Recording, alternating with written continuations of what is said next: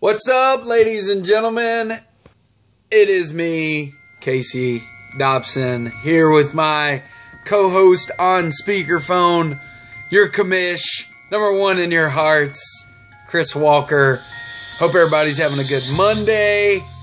Coming off of, what week was it? Week 4 or 5? We're done with week 5. It's in the books. Write it down. Get rid of it. Toss it away. Alright, hold on one second. I'm going to have to mute this thing or do something to it. Bam! There we are. Chris Walker, how you doing? State for 4 years. What in the world? All right, man. Well, good. Sorry, I think we got a little interrupted by some jockey underwear commercial. I don't know, man. Oh, man, week 5, like I said, man, it's in the books. Let's break it down, man. Let's go. All right, man. So, first one I want to talk about is Ray kicking the dog shit out of Shane.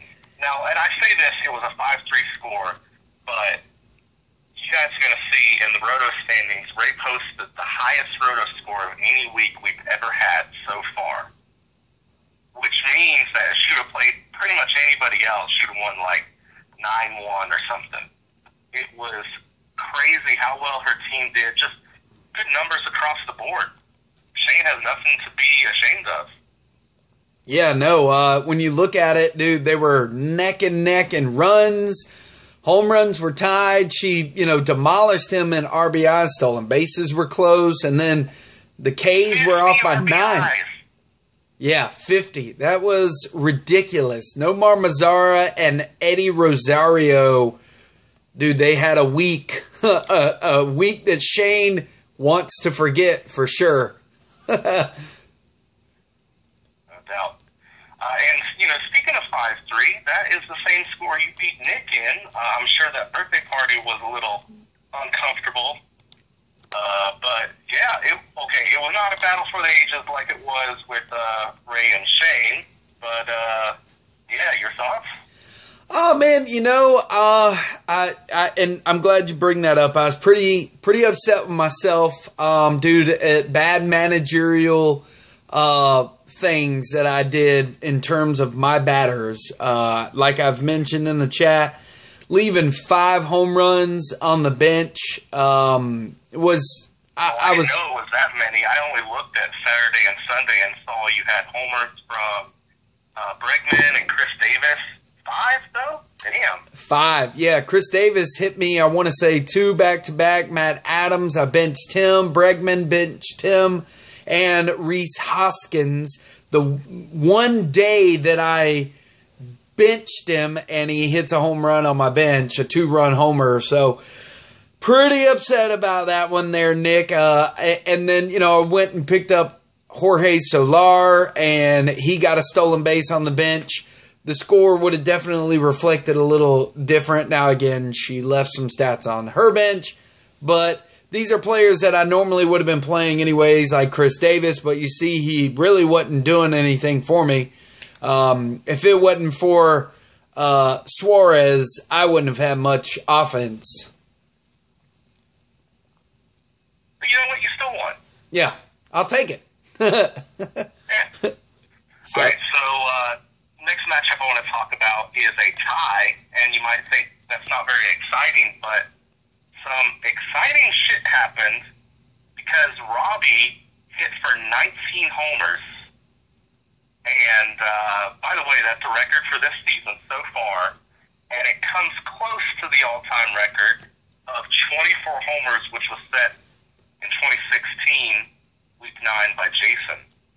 So, Josh is right. Robbie is probably not going to hit 19 homers again for the rest of the season. No, I would bet against it, but and for reasons that I think that Mookie Betts, his health, he's been day to day a few times that I've seen, but granted he hit 5 home runs, so he probably needs a little break. But bottom line is, if his health doesn't hold up, I don't know, man.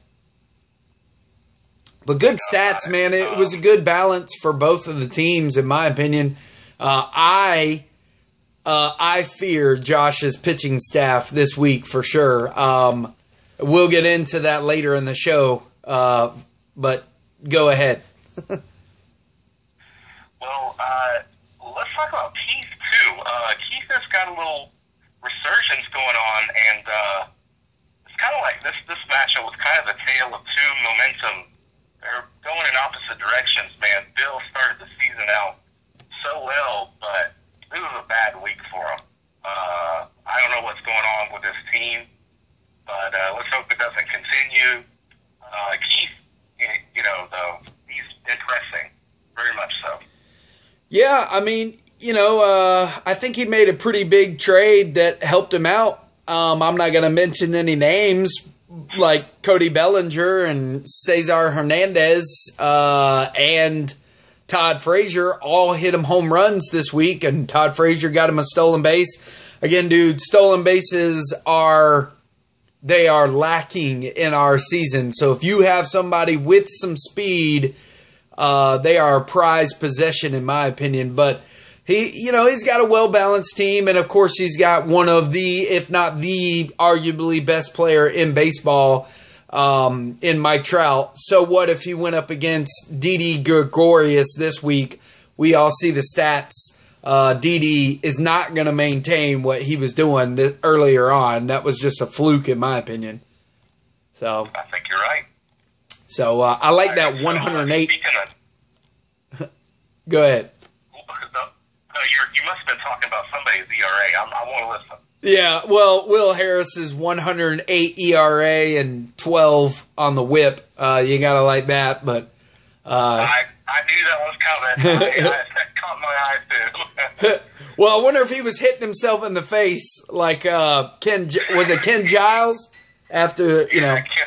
Take that shit into the what do you call that? The entryway, the dugout or something, man. Just go down to the tunnel and do that stuff. Right. Don't let a camera catch you. Yeah. Yep. All right. So, speaking of speed and the lack thereof. Good golly.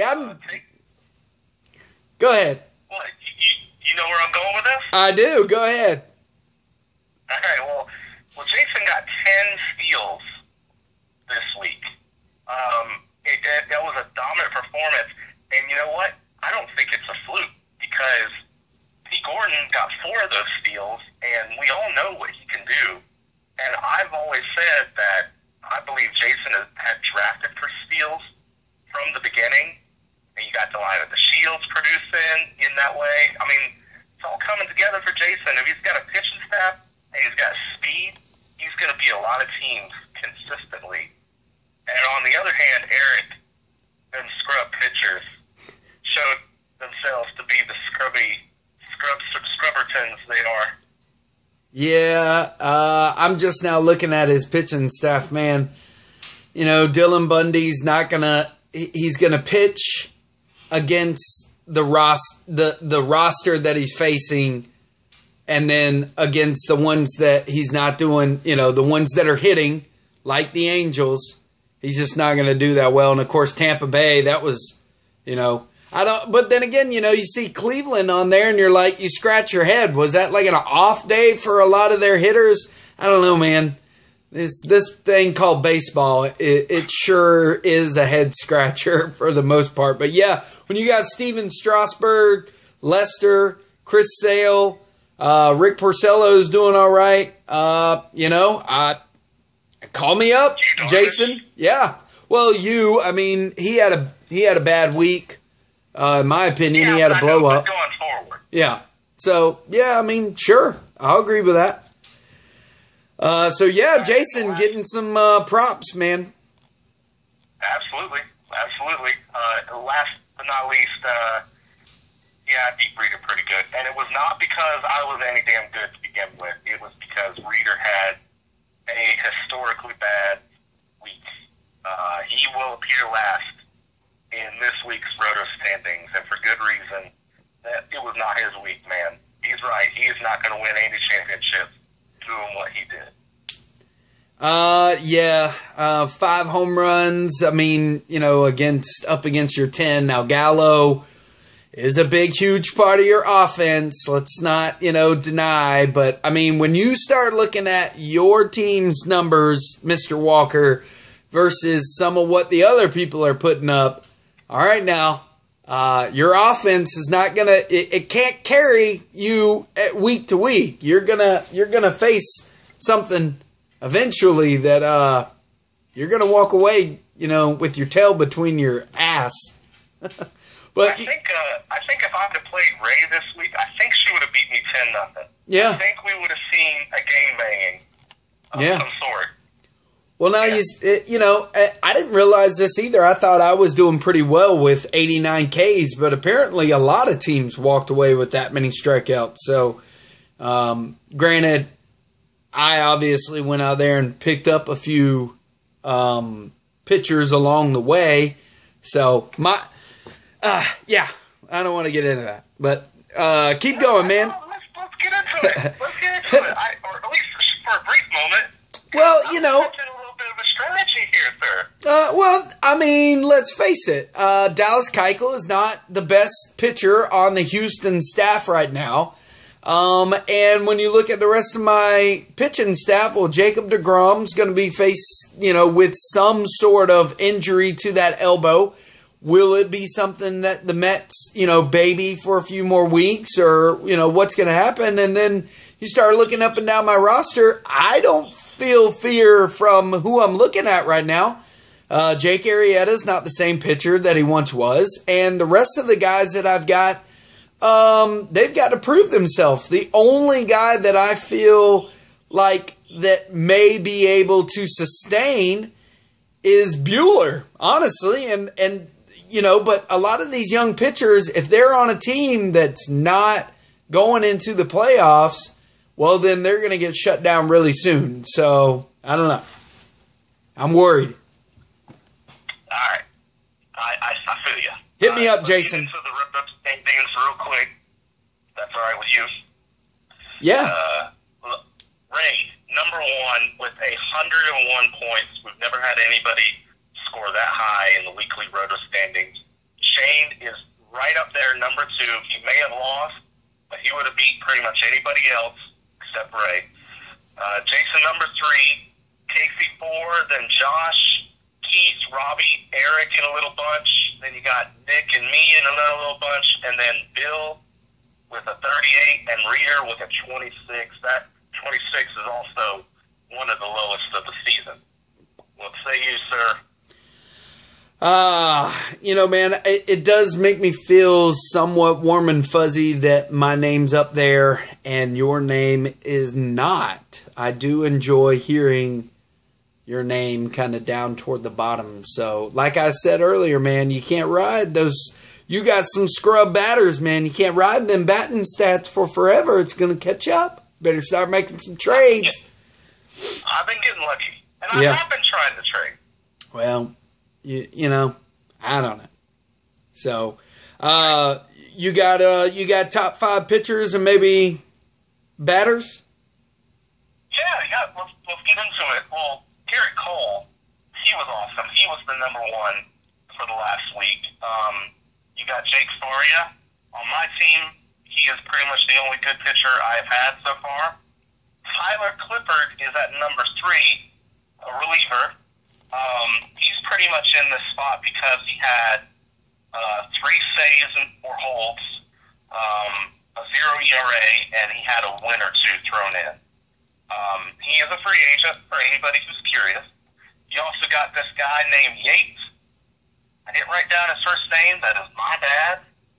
But he was number 4 over the last week for much the same reason. He got himself a hold, got himself a win, and has a 0 ERA. You had Brad Boxberger, who I believe is on your team, in number 5. For much the same reason, had pretty good stats, and I believe got a win as well. Honorable mention, Justin Verlander was number 6, and he was awesome. The only reason he's not in the top 5 is because he didn't get a win, which goes to show you that wins are weighted really heavily in these standings. You got any thoughts on that? Yeah, apparently I only look up you must go after all pitchers when you're using the drop down. I went after starting pitchers. So when you said the first name of Garrett Cole, I'm like, we've got conflicting top five here. I had Scherzer, Verlander, Bauer, Sale, Clevenger, but again, it was because of starting pitching. But no, man, I agree with you giving some props to Verlander. I feel like that you go to Houston to apparently reinvigorate your pitching repertoire or so. I don't know, man. Just Charlie Morton went there. The dude is off the chain. Garrett Cole went there. He's off the chain. There must be something in Pittsburgh that makes Pittsburgh pitchers just not do so well and Houston pitchers do really well. Because, Justin Verlander in his latter part of his career at Detroit wasn't doing so well, and then he goes to Houston, and the dudes, maybe Dallas Keuchel needs to move away or something, because if, all four of those guys, dude, that would be a hard pitching staff. But again, you mentioned it, Verlander didn't even get a win, and he pitched so well, and apparently the bats were asleep that night against the Yankees because nobody was hitting. Yes, sir. Yes, sir. All right. Last week, here's your top five for batters. You had, as you said, Rosario just mashing the shit out of some RBIs. Hooray. Francisco Lindor, number 2. Mike Trout, number 3. It's amazing how often Mike Trout shows up in the top 5 every week, which is really hard to do. Matt Adams on your team, number 4. A.J. Pollock, number 5, because of course he is. Your thoughts, sir?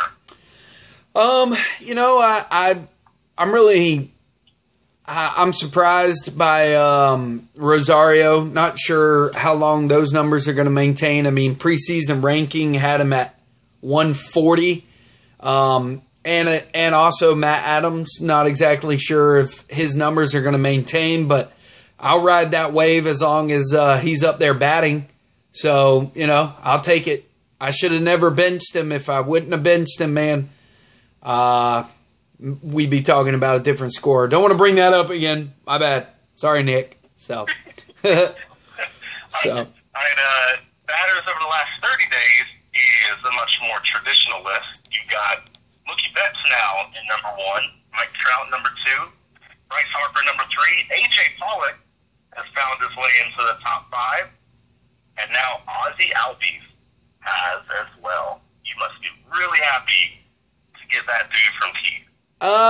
I am, and then I don't know, man. That trade was so hard to swallow because I felt like I was giving up more than I was getting, but then I felt like I was getting more than I went back and forth. I'm a Braves fan, and it was really awesome to get him on my team. I gotta say, dude, up until I think it was Saturday, I did not know how small this guy was. I just thought he was a ball player. You were right when you compared him to Jose Altuve. This is a little dude. So I find it really baffles me that there's such, short people that are playing that second base. Because, dude, if those line drives, the way those guys get up for those line drives that are going out to center field, man, it blows my mind. Those are some athletes. Yeah, and Ozzie Albies, he doesn't play like a little dude. First of all, I don't know if you've watched him in person. He has a really big bat. His bat looks like it's longer than his fucking body, and he's strong as shit. Because when he hits these homers, they're like these badass uppercut swings. How are you swinging the bat like that, sir? Yeah. Last 30 days for pitchers, Justin Verlander, number 1, taking the spot from Max Scherzer, who is now in number 2. Garrett Cole, not too far behind, number 3. Corey Kluber, number 4. And Rick Porcello is in the top 5 for the last 30 days. Rick Porcello's been crushing it for Jason. Yeah. It blows my mind. But whatever. Rick Porcello. He wasn't too bad last year, right? Or was it 2 seasons ago? I don't remember. Hold on. I'll pull up his stats for last year right now. Last year he had a 4.65 ERA, 1.4 WHIP. He pitched 200 innings, only 180 strikeouts, 11 wins. So he was not this good last year. No. So, all right. Well, I just want to bring up, last show we talked about, because we, I guess, recorded it on Tuesday, or maybe it was later Monday, but I brought that ERA down, buddy. So I will not be stamped with the highest ERA as of right now, but that was a hard ERA to bring down. Hence, one of the reasons why I started grabbing up some other pitchers, man. I was trying to, catch Nick, but I'd get a good pitcher, and then the next thing is, bam, nothing. So, or bam, they would give up everything, more like it. I saw you out there. Yeah. I wrote down a few things that I wanted to talk about, and I'll try to, I don't want to take up too much of your time or anybody else's, but I will say, man, Sunday I had, I believe, every pitcher that was slotted on my roster to play. And it really pisses me off when I see a relief pitcher come in, such as Brad Boxberger, Adam Ottavino, and Brad Hand, all get more strikeouts than my starter, Jake Arrieta. Boy got 6 innings to pitch. Now, I know he's pitching against the Washington Nationals, and they got some bats, but they also got people that hack at the ball. And you mean to tell me that you only got 2 strikeouts? That's unacceptable behavior. Sir, you've gotten 2 strikeouts in your last 3 starts against Arizona, Miami, and the Nationals. You will need to improve, sir, on what you used to do. I just want to throw that out there, okay? Not that he's ever going to watch this podcast, or would he ever give 2 shits about what I say. So, anyways, again, you've already mentioned, dude, some things that I've written down. 19 homers by Robbie's team. Again, props, kudos, but it'll never happen again. We'll go ahead and mark that down. Another thing that you didn't mention, which I'm actually glad, dude, was this the week for the strikeouts? Okay, 16 strikeouts by 2 different pitchers, Paxton and Cole. Screw both of those guys, because one I traded away and one I had to face, and then Scherzer had 15, and didn't Verlander have 14 strikeouts in one game? That sounds about right. I'm going to take your word for it. Well, from what I understand, if I was listening to Sports Talk Radio the other day, is that there are now more strikeouts than there were home runs, or it's just an ungodly amount of strikeouts are being produced by these pitchers / batters. So it's... Oh, yeah, and I saw another stat out there when I was watching the Cubs-Cards game, is that they're going to break the record for pitchers who throw over 100 mile per hour. Well, like, number of pitches that go over 100 miles per hour. It's going to set another, and it's been trending up the whole time, but it's going to shatter those records again this year. I don't think that's a coincidence that strikeouts are also trending up like that. Yeah. Well, it's, I don't know. It's pretty crazy what we're seeing. Hold on one second. I forgot to pull up something that I wanted to pull up.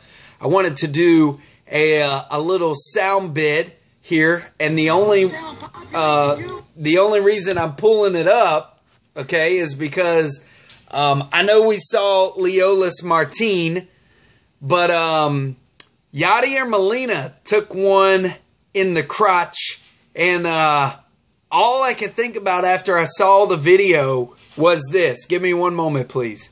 Ouch down, population you, bro. I'll play it one more time. Did you hear it? Do it again. I will. Hold on. Ouchtown population, you, bro.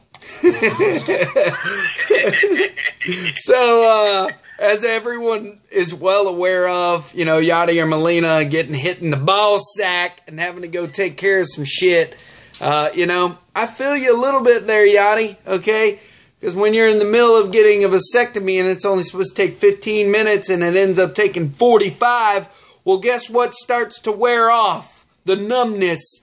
Okay, started feeling that, you jerk. But hey, thanks for all of your hard work, sir. Whatever, you know, whatever. I know that feeling, man. Yeah. I felt them jokers cut right through it. So, but I thought that was pretty funny, man. Right when I seen it, I was like, man, I gotta try to incorporate that sound bit from Dodgeball into the show.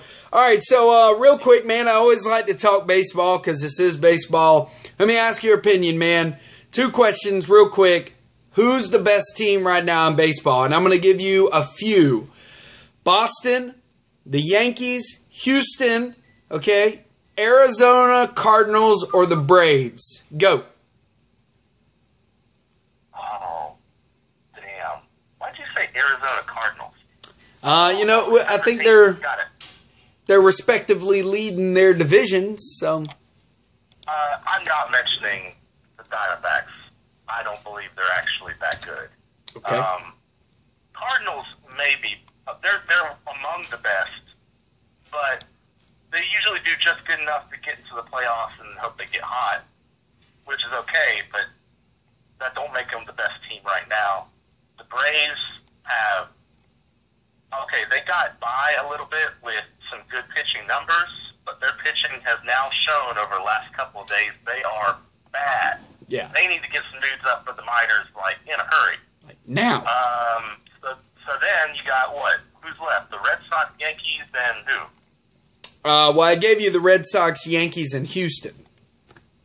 Oh, yeah. Oh, dude, that's a tough pick, man. Now again, I mean, you know, Cleveland is up there, but they only got they're right at 500 with 17, and then you got the Angels too, man. And I didn't even realize, dude, that they're in front of the West of Houston, and dude, they are just quietly underneath the radar, just dropping bombs with Justin Upton, and Albert Pujols already hit his 3,000 hit. Congratulations there, Albert. But you know, I don't know, man. The Angels might be a team to, you know, watch out for. You make a very good point, and I think an underrated part of their team is actually their defense. It's hard to keep track of in fantasy, but their pitchers are benefiting from that defense. Really good defensive infield in particular, but obviously their outfielders are no slouches either. So. Right. All right, so my last question in terms of baseball, and this affects me because I'm curious, where will Manny Machado go? I think he's going to the Yankees. Yeah. Now, damn. So they really like some of their prospects there. You got their third baseman. I've got their shortstop. No, I've got their second baseman, and Didi, you know, is doing stuff. So they may feel like they're set, but in the back of my mind, something tells me that they're just going to, like, throw down some major cash on this guy, and nobody else is going to be able to compete. And they'll do it because, oh, the Red Sox are going after him? Okay, we'll go after him too. That would be a stupid lineup. Now, Manny has cooled down as of late. He has not hit a home run since April 27th. So, I mean, that's a quiet bat.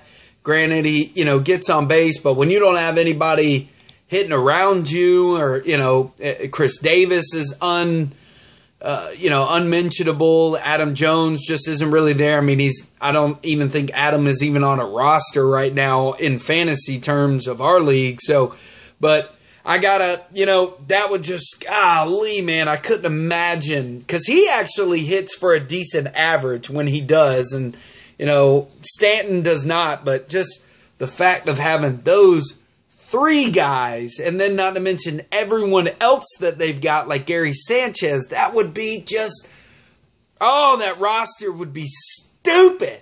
gosh, I couldn't imagine seeing those three guys in a lineup. And again, not to mention the other guys. That would just, you'd have to walk in runs. Now, and, you make a good point that the Orioles are bad. There's a pretty decent chance that they're going to trade Machado for whatever they can get.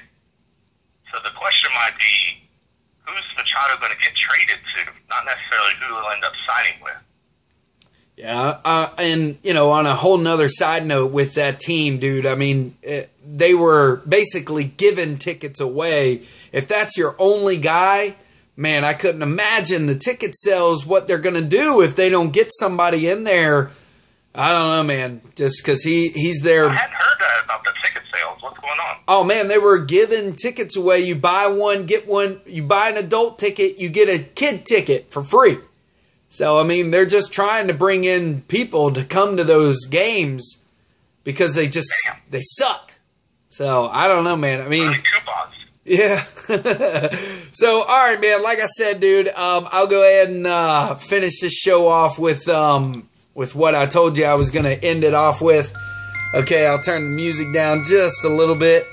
So, we had two celebrations happen in the same week. Cinco de Mayo and May the 4th be with you.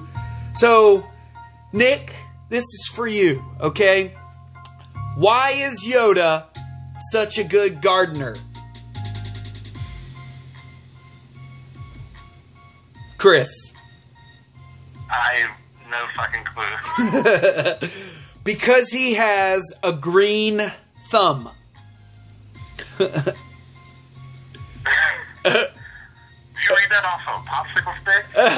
Close, but it's one of those Laffy Taffies. Oh yeah. All right, so that was for Star Wars, and this is all I could really find when it came to like Mexican jokes, and this is by far the one that made me, I guess, smirk the most. What does a depressed tortilla say? Man, you got me. Go. I don't want to taco about it. That was so bad it was good. Well, they did say that these are the top bad jokes, but they made you laugh. So, all right, man. Well, that was my request. I'll keep those going. I know that, Nick is probably like, yeah! So, dude, I appreciate you stopping by. Hope everybody has a good week. Week 6 is on its way. Christopher Walker, Casey Dobson. Y'all have a good week. Chris, I'll holler at you later, man. Good show. Love you, man. Later. Love you too, man. Later on.